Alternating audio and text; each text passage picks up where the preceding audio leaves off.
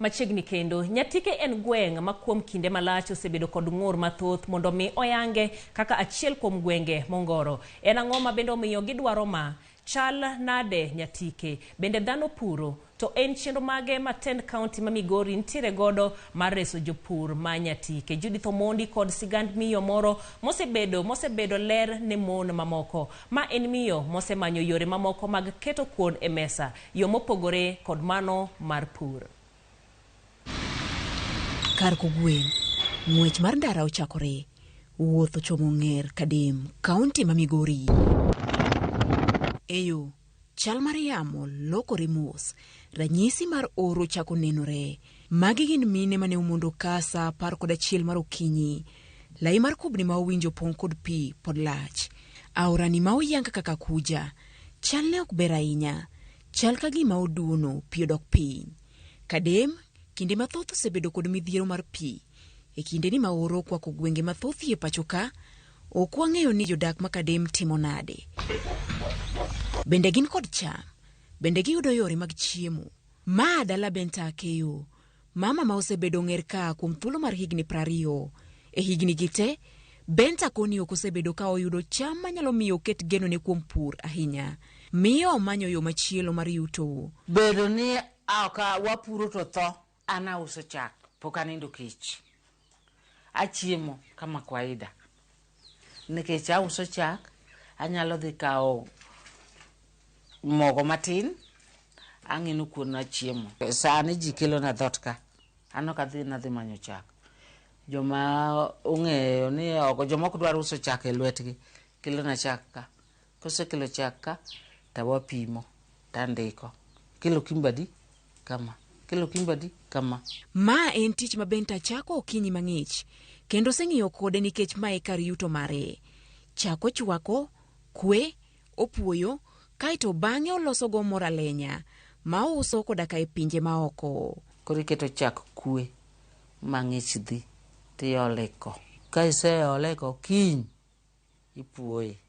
Kise puoye, igolo chak, idhi uso, mo idwoke ko. Ka ndalo ma chak tin kama nyalo kuno 1 month. To ka ndalo ma chak ng'eny, takune jumba 2 kende talenyo. Talenyo mo 5 liters. Gweng'ni, mine mathoth chal ka gima koro ng'iyo gi ngima mar pith mar dhiang'. Magi gin mine ma oro osemiyo gichako manyo yo mamoro mar yudo mogo. Kama mabenta ka, ema gindiki osara bang' juma ka juma. Dhiang' ne mopidha kendi murita. Anyiedho, takelo chak ne mama miluongo ni min skola. Ma juma ka juma, e chaga na yude $1,200. Samoro koth nyalo tamore, to piny tho. To dhiang' to kirite maber, e yor thieth, e yor manyo kako chiemo, to in gi pesa seche te. Ngima puodho kosebedo mayot ne thoth jodak maka. Mak mana ni nitie jopur ma pod otweyo kanda.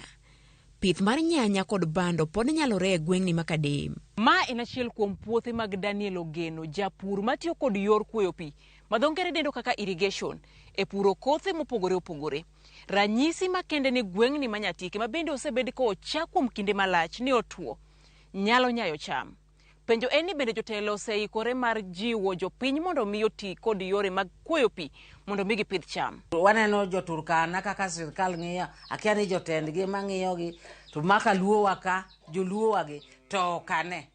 En koseyudo kura, ochiemo gi joge gi nyithinde. E kind nyanya ma ochiek gi kod bando mayom gi, jopur pod ni kod ng'ur kod midhiero mathoth. Seche moko drought nitie ma koro chuno wa ni koro nyaka dig in your pocket, idonje ofuko ni mondo itigi fuel mondo gigi odhi mbele.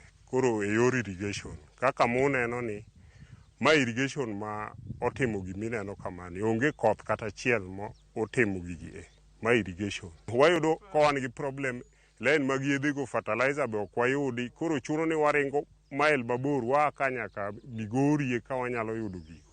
Mamago ka government da donje do konyowa mang'eny. Dhi dweche 7 nyaka ne Tend County ma Migori e bwo gavana Ochilo Ayako chak tich. Bende piny owacho mare ni kod chenro moro amora ne oganda ma Nyatike. Ma en jatend migawo mar pur e kaunti ni ma Migori, Michael Midwa. Wan gi project miluongo ni Lower Kuja irrigation scheme. Waseketo 71 million shillings mondo wagergo irrigation scheme noero. Oserumo makoro nitie mpango mwaseketo madwa chako mar puro mchele. Mchele mwadhi puro en mchele ma chiek gi ndalo ma ok ng'eny. Wase identify a variety mar beans miluongo ni nyota beans kendo madongo piyo gi ndalo 75 kende. Wan gi crops moko bende ma drought resistant machalo sorghum kata millet.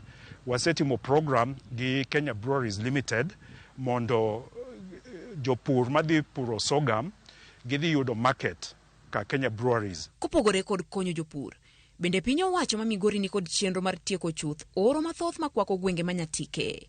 Watiyo gi youth mondo okonye yore meke conservation.